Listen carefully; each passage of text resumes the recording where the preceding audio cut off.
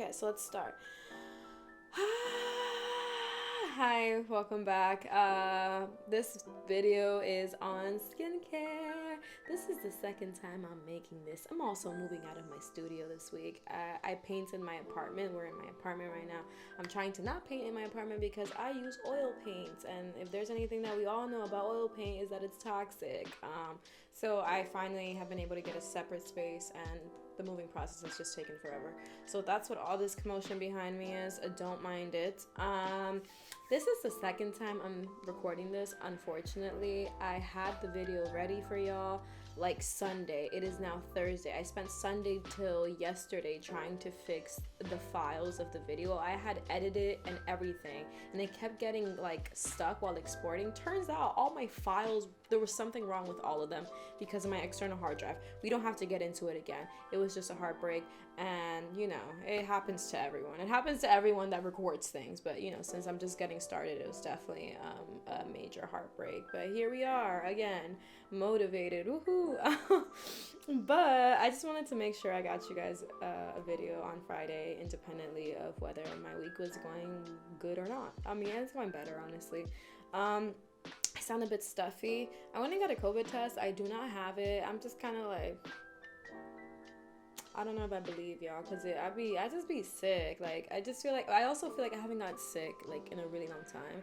So I just feel like it's cold time. It's time to get a cold. So I think that's partly what this is. But if y'all hear me a little, that's what that is. So let's get into it. Okay, today we'll be talking about skincare. First and foremost, a disclaimer: I am not your dermatologist. I'm not your esthetician. I'm only a girl on the internet talking about her personal experience and opinions in regards to skincare. If you have anything that's more immediate, concerning, hyper specific to you, go get that checked out. Alright, so let's get into it. This has been my most consistently asked for video over on Instagram for years because I used to have acne. Part of the reason why I haven't really ever gone into depths about it as far as like making a full-blown YouTube video is because I credit a lot of my skin clearing up to just me getting older. I didn't want to present my situation as kind of like this success story, and yes, I did change a lot of what I used to do, and I did learn a lot as I got older that definitely has benefited my skin texture today. But in general, as far as like overcoming, it's kind of like, I don't know. I'm quite careful with how I position myself in regards to that because I just feel like it's kind of like, it's facetious. It's kind of like, it's manipulative. Like, it's one of those things that it's like, my acne prone skin at 20 isn't the same as my skin now at 26. So it's a position that is kind of like, look at me, look at the before and after, would be very fraudulent. So in general, in my case, I got older, my skin cleared up. Also, as far as genetics, I don't really scar like that. I do get bad pimples here and there, and I'll get a scab and it'll scar up, but within a few months, tops, it's gone. I never really had like cystic acne that led to really deep tissue scars and stuff like that. That involves a lot more like intensive skin resurfacing. So my situation, I was very fortunate to not have it be the most, extreme case ever, and I was able to overcome it by making subtle changes in my day-to-day. So let's get into it. I wanted to get like luck and genetics out of the way because I feel like people don't give enough kind of like credit to that. It's like, yes, we have like good habits and stuff, but at the same time, it's just kind of like, it's a roll of the dice. There's people that like have way better hygiene products knowledge than me that because of their genetics have acne and I don't. So yeah, let's get right into it. These are just my specific opinions. Everyone's entitled to their own beliefs, and your experiences and choices are valid because at the end of the day, none of us are doctors. Okay, things that have worked for me. I think most importantly, above all, consistency is key. Consistency for me has been everything. I cannot remember the last time I skipped skincare. That was not always the case growing up.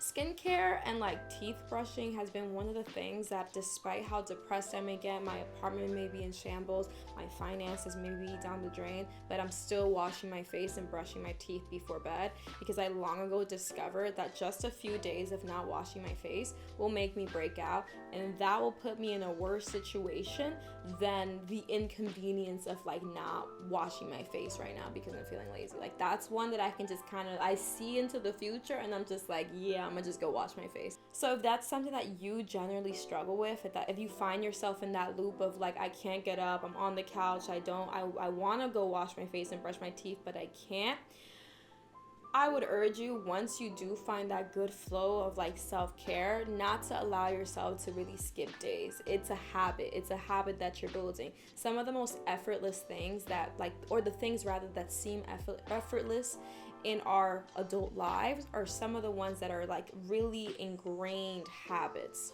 So the moment you start slacking on the essentials is when everything else falls apart. So skincare, even if you're not seeing the results you want to see, it's extremely important, in my opinion, to be consistent with it. So above all, consistency and simplicity. I think a big part of the reason why any of us stop doing anything is because we feel overwhelmed and intimidated. Especially with the growth of beauty YouTube and the popularity of like 15-step K beauty routines. If you're the type that's like, oh my god, I'm gonna transform my life, I got like these 30 products, I watched these 80 videos, and I'm really gonna do it, I'm gonna take control of my skin, and then you do that for like a week, you're like 30 minutes into like a full-blown skincare routine every single day for a week, and then you stop, I urge you to stop. I really think simplicity, if you're really struggling with mental health, is the key. If you do not have the habit of doing it consistently, I would say just be super simple about it. I urge you, only a cleanser and a moisturizer. That's it. You don't need 4 serums and a toner and a face peel, like, and an exfoliant every morning and every night, because you literally cannot wash your face every morning and every night. The moment you start thinking about how long it's gonna take, how expensive if it all is, and the fact that you're not seeing the results you want to see, you're just gonna totally give up. So I think you should really keep it simple to start off with. Get that habit down, like packed in there, and then add in, take away stuff, experiment. But until then, super simple. Because in my opinion and in my experience, especially when I've been down at my lowest, a quick wash, drying your face, and like literally just like a little spurt of lotion and just running out the bathroom and hopping back on the couch is way better than giving up and not washing your face at all. Consistency with a bare bones routine, in my experience, pays off more than inconsistency with a super complex, expensive routine. And now we get into the quandary of makeup.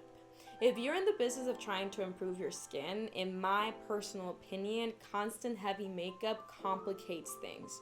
It's really difficult because makeup serves important purposes, from presentability within your job to a confidence boost to self-expression if you really enjoy doing your makeup. But at least in my personal experience, when I used to wear heavy makeup, I did not have the skills to take care of my face and do my makeup on a daily basis. I was using super old products that I couldn't afford to replace. I was not washing my brushes, and I was not consistent with my skincare. I didn't know how to properly remove my makeup at the end of the day, so my face was irritated, red, flaky, and constantly breaking out from bacteria and product buildup. I was in a cycle of worse breakouts that needed heavier coverage, and heavier coverage that was harder to wash off without leaving behind residue and drying out my already traumatized and broken skin. For me, I took a long time off of makeup, and that was a privilege I could take because at the time I was at school. I have pretty privilege, so it's one of those things that while it was extremely difficult and in the moment I felt like it was my biggest insecurity, and it's not like, I stopped wearing makeup and it was like, wow, I feel better. It was like probably a year straight of like obsessively thinking about the way I look and thinking that everyone on the subway was like looking at me. But in the long run, it took a long time, but I feel like my skin balanced out a lot more. In general, I understand that this isn't an option for everyone, and also I understand that even if it's an option for you, you just may not want to do it. So I think in general, looking into double cleansing and investing in that will be your safest bet. I now use micellar water and a disposable cotton pad to get all of my makeup off, and then a gentle cleanser, and then I do the rest of my skincare. Keep your makeup brushes clean. And to be honest, I use disposable makeup sponges. I know it's not the best for the environment, but I only do my makeup a few times a month, and I feel like there's worse things we do on a daily basis that hurt the environment than like a little tiny sponge. Honestly, I'm sorry. I feel like if you're struggling with acne, I would prioritize hygiene. I think that reusable products like beauty blenders are super duper porous. It's millions of little tiny holes where all this bacteria can grow. And then if you're not washing it all the time, if you have really acne prone skin, you're just like patting in bacteria into your face. Maybe I don't know enough about the product, but I just feel like a disposable sponge is very small. You put it onto your face, you pat in the makeup, and then you throw it out and you don't have to worry about it again. So I prioritize hygiene in all of my products and try to use disposable stuff whenever I can. It's not the best, I know, but it's just kind of one of the things that, like, you know, you're about to sit on your face with makeup for like 8 to 12 hours. Like, I'm just trying to keep stuff as like clean as possible from the jump. Okay, so let's get into the products. Before anything, my skin is not really acne prone anymore. I'll get a pimple or two, especially if I'm like, you know, reusing the same mask a lot or wearing one for a really long time, stuff like that. I'll get like a pimple, or if I'm having a really bad period, something like that. But in general, I don't really have like more than like 2 or 3 active pimples all at once. Also, my skin is more on the dry side. I don't really get oily anymore. I do flake, but that's because of the treatment that I'm currently doing, which I will get into. So my primary focus right now is hydration. I feel like I haven't arrived at the level of like moisture I want in my routine, but as far as acne, skin texture, and general tone, I can say I'm pretty like satisfied with how far I've come and can now comfortably switch around products without really fearing massive breakouts like when I was younger. So in general, my goals right now are more like keeping irritation from my dryness down and anti-aging. So take all of this into consideration. If your skin isn't like mine, the products I'm mentioning are good overall, but they may not fulfill your own individual goals. Right now, my routine is really simple. It's a cleanser, a treatment, moisturizer, and sunscreen, of course, during the day. I really love gentle cleansers like the Cetaphil Daily Facial Cleanser or the La Roche-Posay Gentle Cream Cleanser. Essentially anything with that sort of cream, lotiony texture, because on a daily basis, I don't really have a lot of makeup on my face or anything major that I really need to wash off. When I do have makeup on, I remove it with a cotton round and micellar water or micellar water. I don't know how you say it. And then I wash my face with the Cetaphil Foaming Cleanser. I have it in a bar form because it's just easier to store and it was cheaper, and since I don't use it all the time, it's easy to just keep it to the side and then lather it up whenever I need to, gently wash my face, and then just move on with my night. I find that anything for my skin type that foams, generally speaking, is quite drying, so I tend to not go too wild with it. I just use it to get that extra residue off my face to make sure I don't have a lot of buildup and then break out. So right now we've arrived at treatments.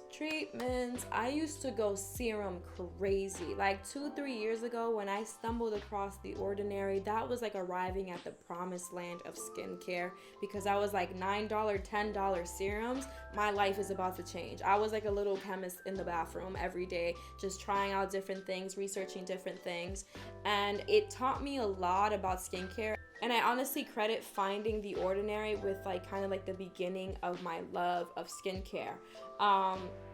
So I'm very grateful to them as a company for making products so transparent and available to everyone, and kickstarting my love of it essentially.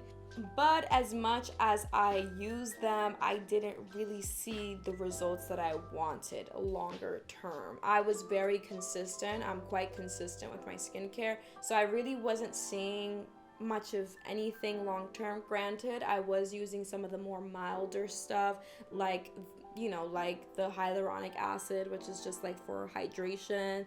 niacinamide, and glycolic acid, lactic acid, stuff like that. I was never into like that 30% like chemical peel thing they have. I find that anything that's like that intensive, I don't trust myself to handle. And I feel like handling the after effects of like that level of irritation at home is kind of like a lot. So I'm not really into the idea of that. Everybody's skin is obviously different, but I feel like I get like rashy when there's a lot of irritation, so I do not mess with like that intensive of a product, or seemingly intensive. I don't know if it's that intensive. So I used The Ordinary for quite a while.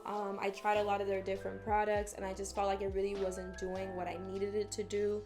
But something that has been quite effective and that I use consistently for like probably 1 to 2 years has been Differin Gel.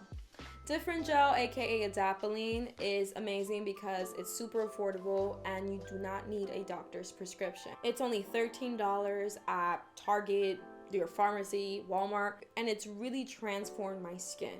It takes a while to work, but long term it's been the best decision I've ever made. The way that it works is that it essentially stops new acne from forming. So if you currently have active pimples, it won't make those go away, but it'll stop the future ones from coming in once it's like working effectively. It helps your pores not clog by regulating the speed at which your skin cells turn over, essentially how fast your skin cells are regenerating, and it helps with scarring, your overall skin texture, and complexion. I started using it because my older brother, who's now a dermatologist, swore by it. He kept telling me to use it, He kept saying like his peers that used it, like you could tell like their skin had changed. You could tell who was using it and who wasn't using it. And initially I was like super hesitant, especially because it's advertised as an acne treatment, and I didn't have acne. I don't have acne anymore. So I was just kind of like, I don't need an acne treatment. I don't want to complicate my skincare routine by adding in this product that like seemingly is not even made for me. But then his skin looked great. My sister's skin looked great because she started using it too. So I was like, let me give this a shot. My skin does not look great, you liar. It looked great after from your forehead, bitch. Remember what you used that on your forehead? Are you talking about Adapalene? Yeah. Oh, I love Adapalene. Yeah, that's what I'm saying. I'm talking about Adapalene. Oh no. I'm still on the Adapalene chapter. Adapalene is great. Yeah, that's what I'm saying. Oh, girl, you want a picture of my forehead? Nah, you can make your own video, but also we could get into it too. But yeah, I bought a tube. It has worked super great. It took a long time to work, but I'm really happy I got it. It's just super drying at first, and I'll get into tips for managing dryness when you're doing this treatment and the next treatment I will mention in a little bit, and the importance of sunscreen when you're using products like this as well. Like please, I am on my knees begging, if you are doing any kind of treatment like this, any sort of chemical exfoliant, if you even care about skincare in general, please wear sunscreen. I'm gonna give y'all the sunscreen rant in a little bit, but please wear sunscreen. Like, you please do not even listen to what I'm saying, like as far as picking up Differin Gel or picking up the next product. If you're not gonna wear sunscreen, please, I beg you not, because you will speed up sun damage by using these products and then hopping out into the sun. Even when it's winter, there's still UV rays. All right, let's continue. Okay, so I used Differin Gel for like a year or two, and my skin was just overall more balanced. I mentioned I don't really scar in general because of what I assume are genetics, but I'm sure this also has really helped because that's part of its function. It's essentially an exfoliant and helps like bring out the clear skin underneath your skin right now, like out into the front. So that also has helped with managing scarring, I'm sure. So yeah, I used that for a while, and then as of the last 6 months, I've been using Tretinoin, aka Retin A. I use Tretinoin 0.1%, and mine is formulated with niacinamide as well. My brother got me the prescription. I wanted the regular stuff. He's like, I'll get it with niacinamide, and I was like, all right, whatever. Downside to Tretinoin, it is only available by a doctor's prescription, but it essentially is like the level up from Differin. It's like stronger Differin essentially. But Differin is still a great option, especially if you do not have access to a dermatologist, if you need the more affordable option, or even if you have more sensitive skin, because it is a lot more gentle on your skin.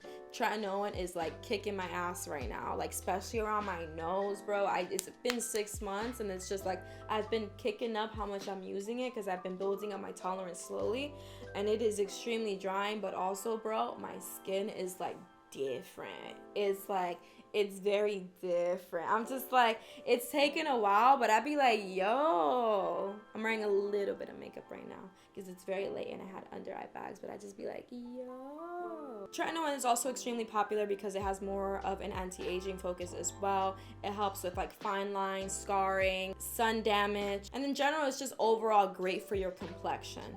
Plus, mine having niacinamide in it also helps with skin brightness and redness. And you can easily add niacinamide into your skincare routine through serums and through different face creams as well. It's a very popular active ingredient found in a lot of beauty products because it's very good at balancing your oils, balancing your redness, and helping with your overall brightness as well. So you can add that in easily to stuff. You don't need it in prescription form. So let's carry on. I basically started using these kind of treatments because when I started, it felt like my skin was clear, but it was also very textured and dull. I had finally arrived at like the gold, which was like not having a lot of acne, but my skin just also didn't look or feel like how I felt like it should look considering how much time I was putting into it essentially. It was always super textured, kind of dull. It felt like if I were to just go like this with my nails, like I would have like my skin under my nails. Like it always felt like just kind of like, you know, really like thick and textured. I was starting to really crease around my smile lines a lot, and I will have like deep smile lines as I age because that's the way my face is structured, but it just felt like it was happening really early because of how dry my skin was. And since using tretinoin, like they're basically gone. Even though they weren't that intense, they were essentially fine lines, but they're basically gone now. So tretinoin is really amazing. So yeah, Differin and then switching over to tretinoin has been one of the best decisions I have made for my skin care overall. And in general, it is kind of like an intense switch if you're going from just like lotion and like washing your face over to these kind of treatments. But depending on your skincare goals, it may be the switch that you may be looking for. It's also really simplified my skincare routine because I don't mix these products with anything else. I'm using tretinoin now. I am still getting my understanding of how it affects my skin, so I don't even mix it with anything else. So it's really simplified my skincare routine because I don't add in a lot of stuff outside of like focusing on hydration. I'm not really trying out toners or like different like exfoliants or different serums and stuff like that. I'm keeping it very simple. So in that sense, it is a bold step, but it's also simplified my nighttime routine. So to build up your tolerance to using products like this, I'm going to talk about specifically Differin because it's available over the counter and not everyone will jump straight into tretinoin because you need to go see your doctor about that and discuss if that's the right decision for you. So using Differin, I would really recommend when you're applying it, you apply it at night and you do it every 1 to 3 days. I would not start every day because if you apply it every day as it's intended, you will get super dry, irritated, possibly break out, and your skin will peel. It's extremely drying, I keep saying, because it is. So I would space it out every other day or every 3 days. And also I would also apply it on top of my moisturizer. You're supposed to apply it directly to your skin after you wash it, but I would always apply it on top of my moisturizer. So even though that makes it less effective because it's not making direct contact with your skin, I was able to build up my tolerance to it slower and not have immediate side effects. Then with time, as you're starting to see how it affects your skin, you're starting to like really get used to it, you can start going from 1 to 3 days to 1 to 2 days to just every day. And then you can start applying it from, as your last step, you can start applying it on top of like your skin as soon as you wash it, and then your moisturizer on top as it's intended to be used. So you can take your time with that. I really spaced that process out over a long time because I prioritize my comfort over like really like attacking my skin. I would also really recommend cutting out other products if you're using this. I wouldn't like watch out if your cleanser, for example, is like a salicylic acid cleanser. I wouldn't mix it with any other acne treatment. I would quit like chemical exfoliants for the time being. And if you're using and if you have access to a doctor, I would just ask your doctor about what products may conflict with this product. Or you could always use Google and look up like the way that different active ingredients can conflict with each other. Like I think like with tretinoin, for example, you can't mix it with benzoyl peroxide and things like that. So I would really do the research into that as far as that. And there's also so many videos on like Differin Gel. like from different doctors on YouTube as well. So yeah, I would really do that as well. So after in my routine, I apply my tretinoin. So basically cleanser, tretinoin, I then apply my moisturizer. I use a cream moisturizer, and since I have really dry skin from the treatments, I tend to use an oil and a moisturizer, or just 2 moisturizers if I don't have an oil. I really like rosehip oil or jojoba oil, or like the formulated face oils. Those are always really fancy though, so I've only recently started exploring them, so I can't really recommend any. But rosehip and jojoba are my girls. They're like super easy, they're always available, and yeah, they've never really caused my skin to have any major issues because they're so thin and so light. Unlike coconut oil, bro, I was a coconut oil girl when I was 20. I promise you, I was fully committed to the coconut oil from head to toe movement. Fully committed. I was Miss Dr. Bronner's for everything. I was, the 18 and 1 uses for Dr. Bronner's. I probably did 15 of them with Dr. Bronner's when I was 20. I was fully committed to simplicity, in like a really extreme way. And also I would only use coconut oil for head to toe, including my hair. And the only way I could describe my experience with coconut oil was, how could you somehow be greasy but dry? Like, how could your skin be somehow flaking and you are somehow at 20 years old with your smile lines and your forehead creasing, but you're oily? How is your hair crunchy and frizzy, but it's greasy? Like, coconut oil, for everybody's different, of course. Coconut oil for me just never absorbed into my skin and hair. It literally just sat there like luminescent while my skin underneath like shriveled up like a raisin. So I never recommend coconut oil. It also goes rancid really fast. As the coconut oil girl, I used it all the time, bro. I would always buy new ones because I was using them consistently, but it would go rancid. Like, when you would hit the bottom of the jar, it would be like, it would smell, oh my god, TMI, it would smell like Parmesan cheese. That happened to me like once or twice.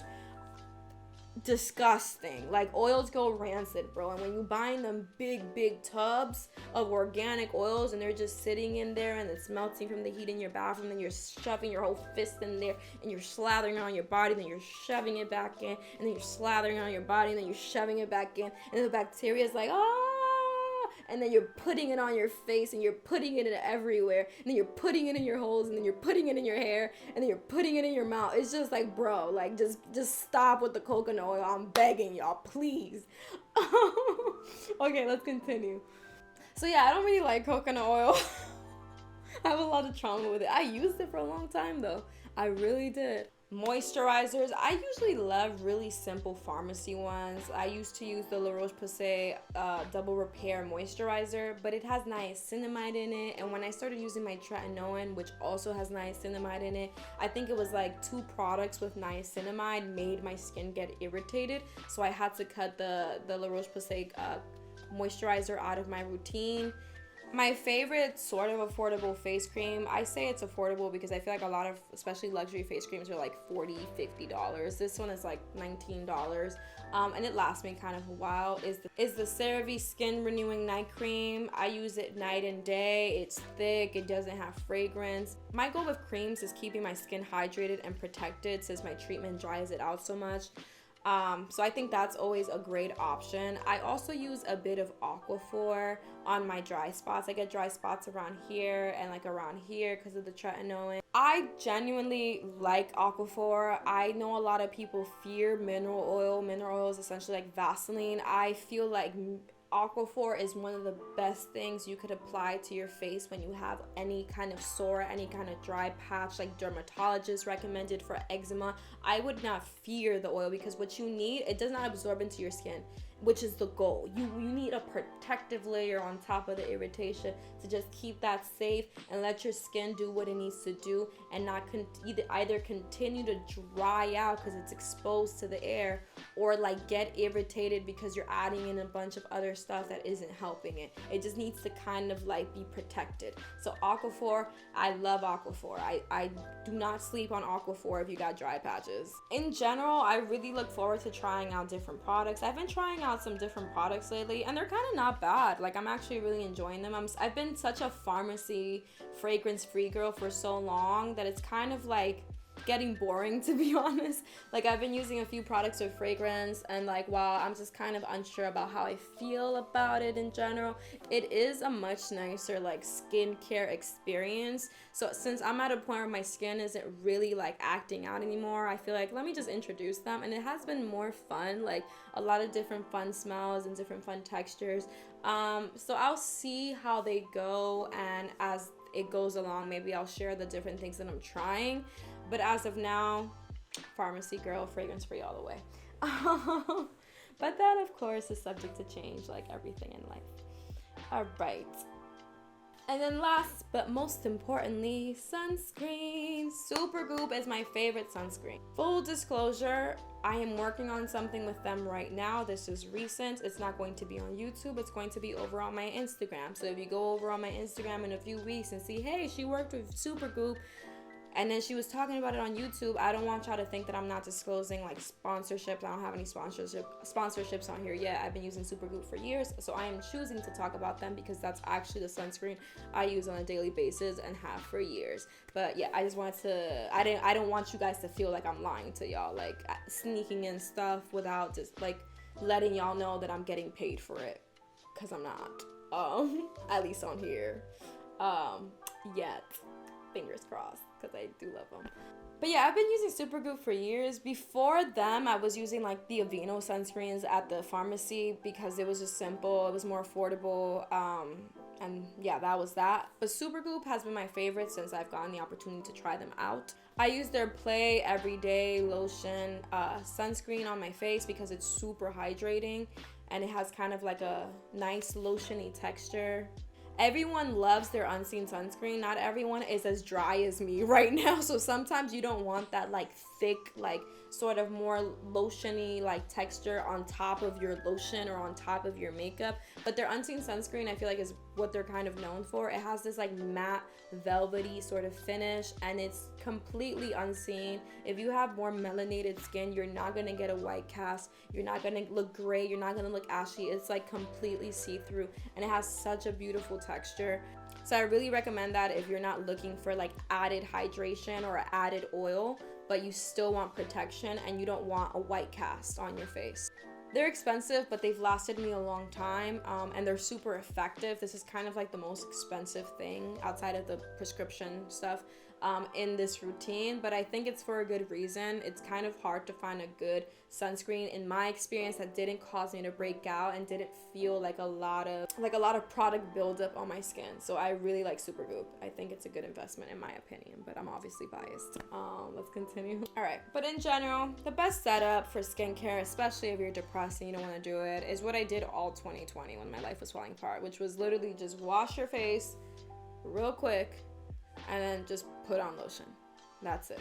Sometimes even just body lotion, like literally just any lotion, and then just walk out the bathroom and don't overthink it and don't stress yourself out. And if you're going out, put on sunscreen, I beg of you. Also, if you are acne prone, I wouldn't use cloth masks. I know right now we're being advised to use a surgical mask or the N95 masks, but in general, I know a lot of people are very environment conscious, as we all should be, of course, but I feel like that cloth masks would make me break out in the beginning. I would go biking in them, I would go walking around with them, I would spend the day with them, and that made me start to break out. So I think when you're really focusing on managing acne, prioritize hygiene, bring that hygiene all the way up. And I know that's really hard because I just want to be an ape. I just want to be monkey. I just want to not exist in society, and I just want to vibe out. And it's just kind of like, why do we have to go through these like weird performative rituals of doing stuff every single day that feels like counterintuitive? It's just kind of like I'm applying something to my face that when I stop applying it will make me break out. Maybe I shouldn't apply it to begin with. But also, we live in a society, and also I'm enjoying the ritual. I think being a human, like, to get existential is literally just like you just choose to do something and you just do it all the way. You could literally do anything. You could also just not put anything on your face and just live naturally. Like, I did that for a few, literally that's what like 20 that's what like 19 to like 22 was for me. Like I didn't shave at all. I would not like wear any makeup. I would do that's when I was putting coconut oil from head to toe and using even Dr. Bronner's to brush my teeth, bro. Like I was like, I'm bare bones all the fucking way. Like I'm committed to not messing with society. Like, and like, was I happier? I don't know. You know what I mean? Like I've started wearing makeup again. Like I take better care of my skin now. I'm growing out my hair and taking better care of it. And like, it's kind of like, it's all the same really, so just kind of do what makes you happy is the gist of this video. And right now this is what's making me happy. All of these products are really super basic, a lot of them are super affordable, super approachable, and I wish you the best on your skincare journey. As things change, I will update. Hopefully my skin continues to stay as is. But yeah, don't stress yourself out too much. I'm like, you know, I'm not that old at all. I'm only 26, but I feel like I've had a lot of different phases. I'm a very passionate, impulsive person that gets very into stuff. Like I was a vegetarian for a few years. My skin wasn't any better than it is now. I feel like so much stuff is kind of like so dependent on you specifically in your environment. So don't like be too hard on yourself. Like my skin's the best it's ever been. Am I eating the best? No, not even close. So it's just kind of like life is a roll of the dice, and people that have like one good positive experience will get like on like a soapbox and like try to tell you like you're doing something wrong. Like I mean even this video, and it's just kind of like, I don't know, bro. I don't know. Like I don't know. It's all so random to be honest. But yeah, take care of yourselves. Let me know what you guys think, what you guys want me to talk about as well. I always love to talk, clearly. And yeah, I hope you guys have a safe and happy rest of your week.